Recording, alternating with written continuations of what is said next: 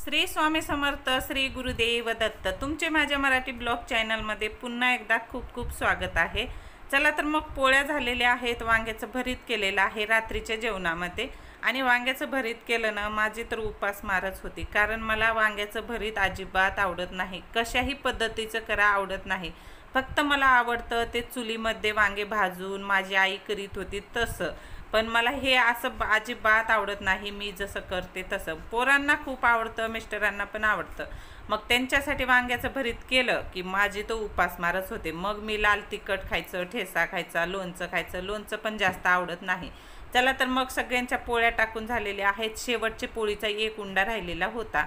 मग त्याचं म्हणलं आपल्यासाठी स्वतःसाठी काहीतरी चटपटीत करूया, कारण मी दुपारी उशिरा जेवली होती, पित्र होते आमच्या घरी, त्यामुळं म्हणलं चला आता चटपटीत काहीतरी करूया। छान अशी मोठी पातळ पोळी लाटून घेतलेली आहे आणि त्यावरती थोडंसं तेल टाकलेलं आहे। थोडंसं म्हणलं तर चमचा 2 चमचे तेल टाकलेलं आहे। 1 चमचा भरभरून मॅगी मसाला घातलेला आहे आणि त्यावर घालायचं आहे लाल तिखट आणि थोडंसं चवीपुरतं मीठ घालायचं आहे। यावर तुम्ही शेंगदाण्याचा कूट असेल, शेंगदाण्याची चटणी असेल तरी पण ते सुद्धा टाकू शकता। आता हे सगळं मिक्स करून छान असं पोळीवर पसरून घेतलेलं आहे। मला थोडंसं तेल कमी वाटत होतं म्हणून आणखीन थोडंसं टाकलेलं आहे। मस्त चटपटीत नाश्ता आहे बरं का। तुम्ही मुलांना सकाळी नाश्त्याला सुद्धा करून देऊ शकता। फार छान लागला, मी पहिल्यांदाच करून पाहिले, म्हणलं जमतंय का पाहूया। तर मस्त झालेलं होतं, छान कुरकुरीत। आता वरतून थोडीशी कोथिंबीर घातलेली आहे आणि मस्त अशी पुंगळी केल्यासारखी करायची आहे त्या पोळीची। आणि हे बाहेरचं तुम्ही खायचं विसरून जाल अशा पद्धतीचं जर जेवण केलं तर।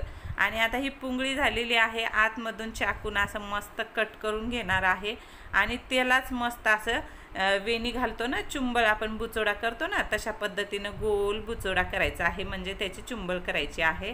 आणि पीठ लावून त्याला छान असं लाटून घ्यायचं आहे, अलगद लाटण्यानं। जास्त लट्ट लाटायचं नाही बरं का, हळूहळू लाटायचं छान मस्त। हे बघा, छान मी असं लाटून घेते। थोडंसं फास्ट व्हिडिओ केलाय म्हणून तुम्हाला वाटत आहे, थोडं पीठ पण जास्त लावून लाटून घ्यायचं आहे आणि मस्त असे लच्छे पण पडतात त्याचे आणि खायला पण इतका स्वादिष्ट लागू लागला ना। पोरांनी येऊन बघू लागले, काय केलंच पाहू दे तुला खायला, आणि एक घास खाऊ दे म्हणे। खाऊन बघितले, म्हणते तर कसे की असं नाश्त्याला केलं पाहिजे, मस्त लागतंय। हो, मी म्हणलं हो बरोबर आहे, सकाळी सॉससोबत किंवा दह्यासोबत खायला अप्रतिम लागतो। आणि यामध्ये शेंगदाण्याची चटणी जर असेल ना, फारच भारी लागतं।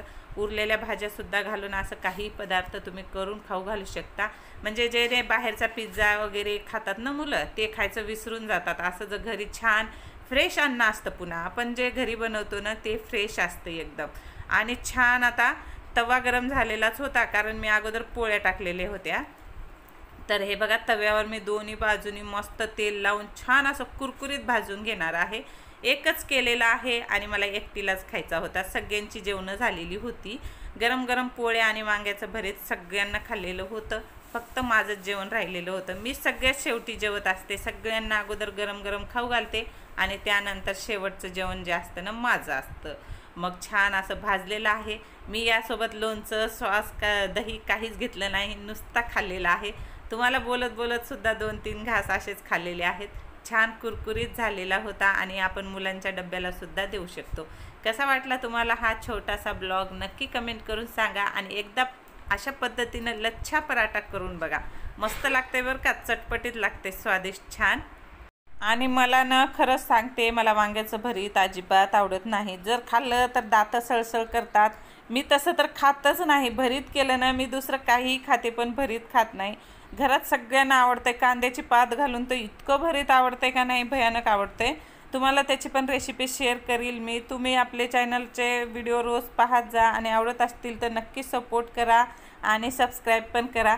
बघा किती छान झालेला आहे, मला तर सब्र होईना गेला होता, मस्त खाल्ले।